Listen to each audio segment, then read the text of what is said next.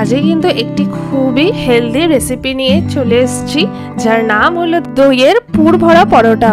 আর এই পরোটাটা কিন্তু ময়দা এবং আটা উভয় দিয়েই করা যায়, কোনো অসুবিধা নেই তাতে, এবং খুব সহজেই কিন্তু তৈরি হয়ে যায়। নমস্কার, আমি অর্পিতা আর আপনারা দেখছেন আমার চ্যানেল এবিস কুকিং কানেকশন। তো এই দহি পরোটা বানাতে আমাদের যা যা ইনগ্রেডিয়েন্টস এর দরকার একবার দেখে নেওয়া যাক।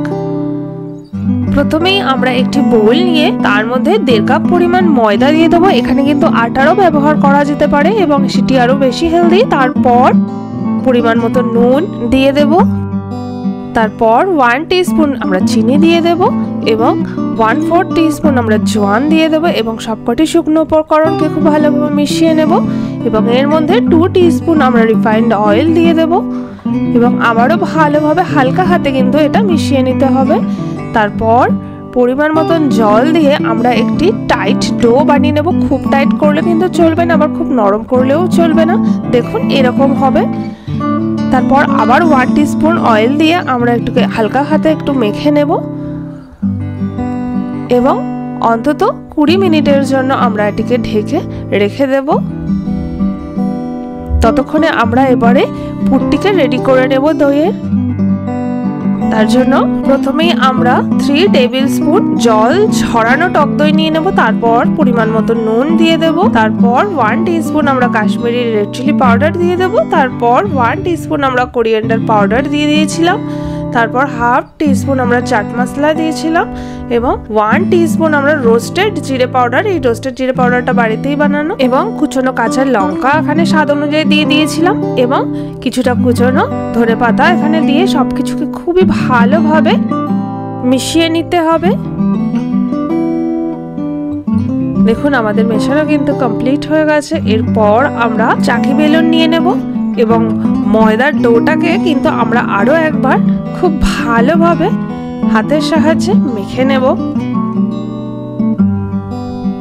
তারপর এখান থেকে ছোট ছোট বল তৈরি করে নেব।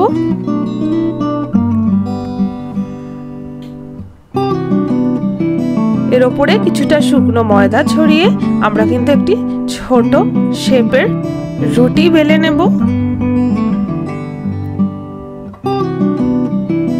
যে যেরকম সাইজ পারবেন সেরকমই বেলে নিতে পারেন, কোনো অসুবিধা নেই তার জন্য। এর মধ্যে এবারে আমরা ওই দইয়ের পুরটিকে ভালোভাবে মিশিয়ে নেব একটা সাইডে। খুব বেশি পরিমাণে দিলে কিন্তু এটি বাইরে বেরিয়ে যেতে পারে, তাই অল্প পরিমাণে এখানে দিয়ে আমরা ভালোভাবে মুখটিকে সিল করে দেব যাতে বাইরে না বেরিয়ে আসতে পারে দইয়ের পুরটা। তারপর এরকম কাঁটা চামচের সাহায্যে ভালোভাবে আমরা মুখটাকে সিল করে দেব এবং এটি দুদিক দিয়েই কিন্তু করতে হবে, দু সাইডেই কিন্তু আমি একইভাবে সিল করে দিলাম। দেখুন আমাদের পরোটা কিন্তু রেডি। এরপর একটি তাওয়া নিয়ে তার মধ্যে প্রথমে আমরা পরোটাগুলোকে ভালোভাবে সেঁকে নেব। দুদিকেই কিন্তু সেঁকে নিতে হবে।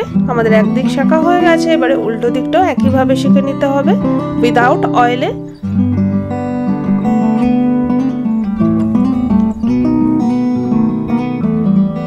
তারপর এখানে আমরা 1 টেবিল স্পুন রিফাইন্ড অয়েল বা ঘি যে যেরকম পারবেন দিয়ে ভালো করে কিন্তু ভেজে নিতে হবে দুই দিকেই। যতক্ষণ না গোল্ডেন ব্রাউন স্পট আসছে ততক্ষণ না কিন্তু ভাজতে হবে, না হলে ভেতরটা কাঁচাই থেকে যেতে পারে। দেখুন আমাদের একদিকে কিন্তু ভাজা কমপ্লিট, অন্য দিকটা আমরা একইভাবে ভেজে নেব। আমাদের দুদিকেই কিন্তু ভাজা কমপ্লিট হয়ে গেছে। এরপর আমরা এটি গরম গরম সার্ভ করে দেব। এটি কিন্তু শুধু খেতেও ভালো লাগে বা আলুর দমের সাথেও কিন্তু এটি খাওয়াই যায়, কোনো অসুবিধা নেই। এই পরোটা কিন্তু খেতে খুবই ভালো হয়েছিল এবং এটি কিন্তু খুবই হেলদি, আর এর উপরে একটু বাটার দিয়ে আরও কিন্তু ভালো লাগে খেতে। তো এইরকমই ভালো ভালো সব রেসিপি পেতে আমার চ্যানেলটিকে অবশ্যই সাবস্ক্রাইব করতে ভুলবেন না এবং লাইক ও শেয়ার করতে ভুলবেন না, এবং কেমন লাগলো এই পরোটাটা খেতে আমাকে অবশ্যই কমেন্টস করে জানাতে ভুলবেন না। দেখা হবে নেক্সট ভিডিওয় নেক্সট কোনো নতুন রেসিপির সাথে। ততক্ষণের জন্য ধন্যবাদ।